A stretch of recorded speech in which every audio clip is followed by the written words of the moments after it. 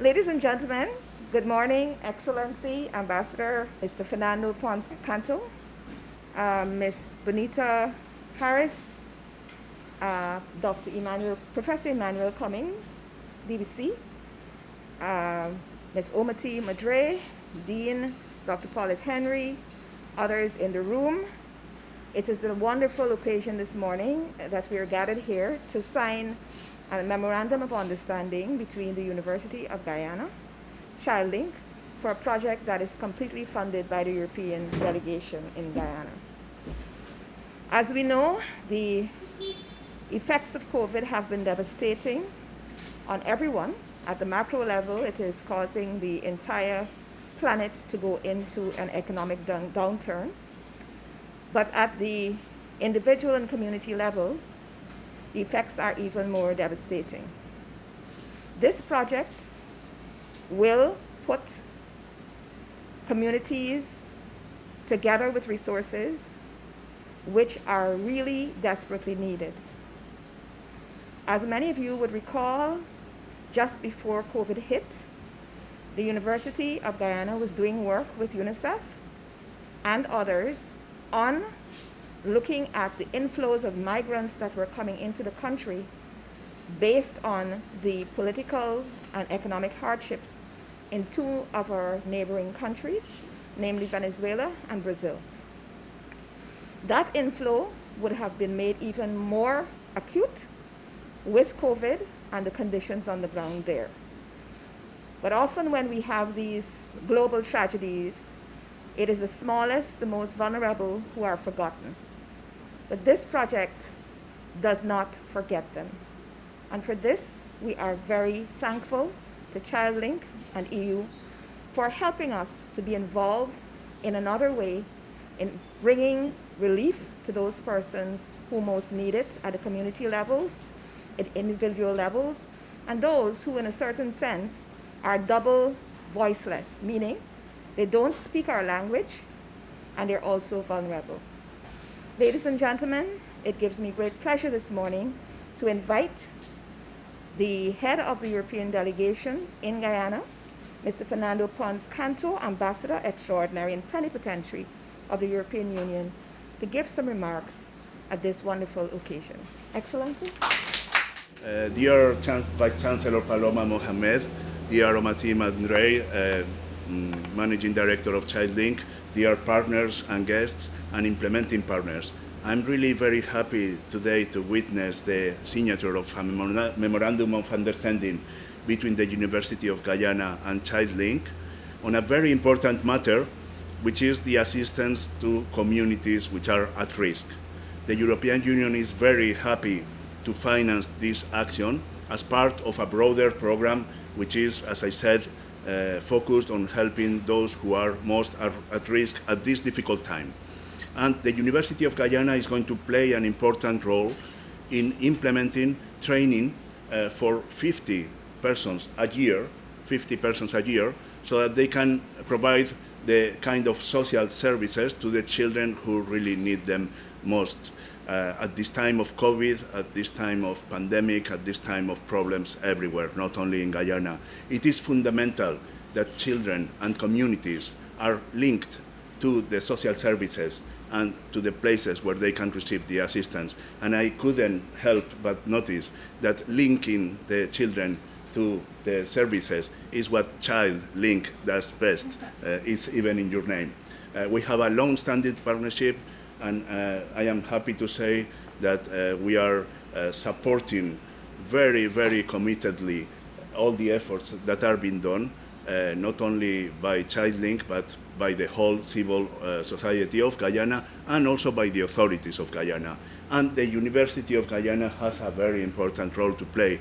So, Vice-Chancellor, let me congratulate you personally for the signature of this agreement. Let me congratulate you also, Dr. Madre, and all the workers and the team, researchers, implementing partners. You are the ones who are going to make it happen, and I'm sure that in a little bit of time, we'll be back here perhaps with the first promotion of people social workers who have been trained at the University of Guyana, ready to provide services to those who need them the most.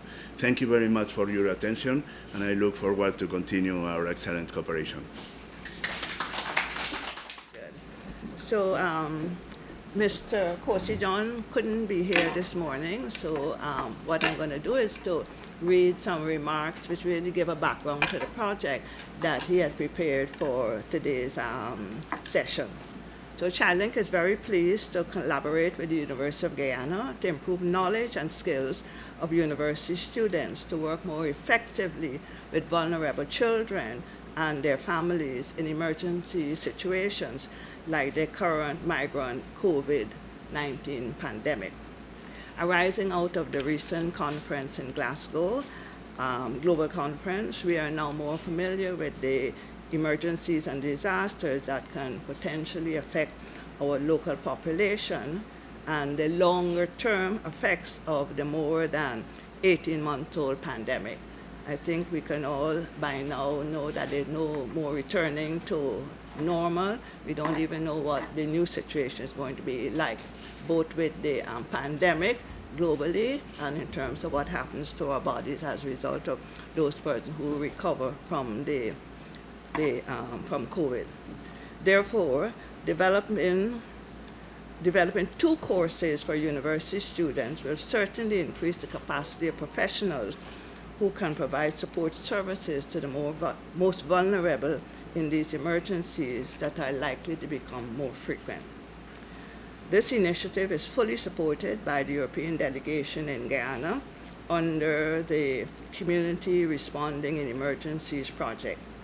ChildLink is a strategic partner of the EU delegation, and we're appreciative of the delegation's consistent support that allows us to create changes for children at the levels of policy and practice, and at the same time influencing grassroots and larger institutions such as the University of Guyana to take an even more active role in this process. The overall objective of the Communities Responding in Emergencies, we call it CRIE, the CRIE initiative, is to strengthen partnerships of 5 grassroots community-based organizations and regional administrations in regions 3, 4, and 6 to improve community responses during the COVID-19 and the migrant crisis to children and their families at high risk of family and community violence, poor access to education, health, and social protection, including children with disabilities and their families. So we know that these children are often left out in many initiatives. The COVID-19 pandemic and the migrant crisis are global emergencies that will have substantial negative effects on the world's most vulnerable population. It will significantly reduce the progress on children accessing their basic rights to survival, protection, and to thrive, and will reduce and considerably diminish the achievements of the 2030 Agenda for protecting women and children. In emergencies, some families are spending more time addressing conflict and frustrations while trying to balance more parental responsibilities with less resources and fewer options of child care and safe community spaces. In many communities, particularly for migrants, children are unable to go outside to play because there are no safe spaces and they don't have even basic protective equipment such as masks. Some families are unable to care for children with disability and they lack basic access to diagnosis and education for children's social needs. Critically, many families are on the move from country to country, seeking safer communities where they can access work, housing, education, and social protection services. According to the UNHCR October 2020 newsletter, 150,000 Venezuelan migrants have crossed into the Caribbean region. Only 20,000 have received some kind of service. In Guyana, 22,000 Venezuelan migrants arrived and only 820 have received some kind of service. The migrants arrive mainly through the hinterland communities, but have moved to the coast and communities where they can find some resources, but have settled mainly in the three most populated regions, that is regions 3, 4, and 6, mainly because some of the migrants had some connections with Guyanese families already. At the core of this initiative is a community response to COVID-19 and the migrant emergency, as more communities have been made more vulnerable since the basic community mechanism for providing these services lack the know-how, the skills, the knowledge, and openness and attitudes that highly vulnerable families require in these emergencies. This morning, we're pleased that ChildLink is collaborating with the University of Guyana to engage academics on the discourse of increasing knowledge and skills, and that we are actually taking this forward to create opportunities for professionals to be more equipped to address emergencies in Guyana. ChildLink already has an existing relationship with the University of West Indies to implement their toolkit targeting migrants for breaking the silence on violence against migrants. ChildLink is in the process of completing its 2030 strategy, which embraces the theory of change approach to understanding how change is possible within families, communities, local authorities, and at national government levels for safeguarding families and preventing all forms of violence against children. We have in the past been doing a lot of work with parents, because we know that the kinds of examples and the practices that parents establish in the home will go a long way towards reducing all forms of violence in our community. Our new strategic framework focuses largely on building knowledge and skills of the grassroots for the prevention of family violence and for creating safer communities through community advocates. This initiative places more emphasis on target groups that have influential roles in making communities safer and inclusive for children and their families, including migrants and children with disabilities. We recognize this as a great opportunity to engage the University of Guyana in creating more tangible changes in these emergencies. Finally, it is our aim as ChildLink to bring synergy to new collaborations through our program during this critical time for children and their families. Thank you very much. One love. Blessings. So, ladies and gentlemen, the university's senior administration adds its thanks to the European delegation and to ChildLink, and to the Faculty of Social Sciences, most importantly, the Department of Social Work, and the Dean, who is here, who should really say a few words. So I'm going to ask the Dean to say a few words on the spot, and then I'm going to ask the Deputy Vice-Chancellor for Academics, who will speak on behalf of both Deputy Vice-Chancellors this morning. So, Dean, Dr. Henry. Thank you, Vice-Chancellor, Professor Paloma Mohamed. Thank you to the His Excellency Mr. Fernando Ponz Cantó for your support. Professor Cummings, Ms. Umati Madre, I have to remember to say your title because we don't use those titles normally, but it's always a privilege to work with you. Bonita, thank you so much. It's indeed a privilege to be formally engaged with ChildLink and with the EU, because we have been doing work for a while through the social work unit within the Faculty of Social Sciences. This coming together for us to design a program for communities to manage emergencies is really critical. And what we will be doing at the outcome of our two key deliverables, I should say, are for us to design a program for humanitarians who will be working within communities so that they will have, as the ambassador said, the knowledge, skills, and attitudes to go into communities and continue to do the work that they have started. We just want to help them to retool those skills. The second part of what we are going to be doing is working on a course development for undergrad and postgraduate students in social work and Vice-Chancellor across the university who may want to use this course as an elective as they also do their work. So we thank you for your support, and we look forward to continued collaborations. Ladies and gentlemen, the final person on our program today is the Deputy Vice-Chancellor for Academic Engagement within the university, Professor Emanuel Cummings. Dr. Eiffel, who is the DVC for International Engagement and Institutional Advancement, is engaged otherwise, and so he speaks on behalf of both of them. But just to say that this is a very important initiative, because it joins a constellation of a menu of programs and institutes at the university that have been set up in the last year. So for instance, we now have a College of Behavioral Sciences and Research, COBRAS, that has a mind wellness center, counseling center in there, and is running all our psychology programs. We also have the Injury and Trauma Center, which I'm sure a professor will speak to you about. That's quite new. It's looking at suicide and self-harm in particular. And a new institute called the Institute for Human Resiliency, Strategic Security and the Future. And this institute is looking at all of the safety and security issues, from national security, human security, environmental, but very much with a focus on youth and children, because they're the future. And so there are quite a number of things that we could collaborate on, and avenues for intra-community, extra-community, and partnerships.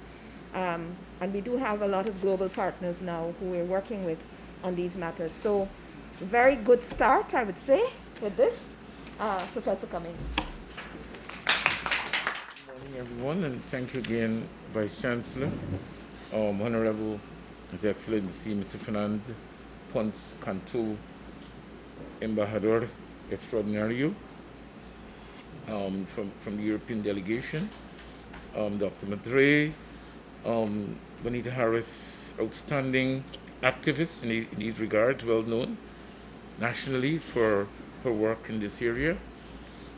The Dean, Faculty of Social Sciences, herself a social worker, and who's also contributed in this area. Members of the media and everyone else. It's indeed on behalf of the university that I would want to commend this collaboration, this MOU, which would further enhance to a lot of the things that we're doing as a university, and also to complement work also done at the national level by the Civil Defense Commission. You know, Guyana is in a very critical and important part of its history. With its newfound wealth, there will be migration. We know what has happened in Venezuela, and also issues that I've mentioned before, issue of the pandemic, and which seems to be taking several twists. And when we thought we were out of it, it seems as though there is another wave. And in addition to that, issue of border issues, which it's an old issue. I was, last night I was just, a couple of nights ago, I was looking at the river that separates Venezuela from Guyana, very narrow. And so there was once upon a time, Guyanese were going to Venezuela in the 80s, and now it's the return. And so the country has to respond, the university has to respond. There are kids out there that are vulnerable. And so therefore we are pleased to be part of this initiative that will certainly ensure that our social workers, our psychologists, other related, even our nurses, because vulnerable children, in some communities you may not have a social worker, but you may have other professionals who can also provide that services. So as a university will ensure that all the relevant persons are trained, are equipped with a kind of knowledge and preparation to provide these kinds of service to our vulnerable. A lot has been said about violence. A lot has been said. Only this morning I was reading in the newspaper where the Minister of Social Services was saying that 50% of the women in Guyana are exposed to violence. And much less of our children, they're in the same communities. lots of, when you look at the mortality that's happened because of the pandemic, there are a lot of kids maybe without parents, without the financial provider. And so all of those are the things which, not to think about the health effects as a consequence. So certainly that our response, the type of training will include all of those issues so that our university students can be well prepared, having that holistic approach to deal with all the issues that we've mentioned. I did say that there are other, not so long ago, we were able to collaborate with Columbia University to develop a trauma center to deal with persons who are vulnerable to suicide. And so the university is always happy, is always pleased. It's part of our mandate when we were established in 1963 to respond to national issues. And so, Ambassador, we are very, very happy and privileged that you have approached us in this regard, and we're happy to respond and to make this initiative successful, so that at the end of it, it will create opportunities for other kinds of collaboration, whereas the university that will be able to respond. And so thank you very much. And so on behalf of the university, as the entire academic community of the university, we wish to thank you and to wish this project well. And I'm certain that with the kinds of persons involved, it will be successful. Thank you very much.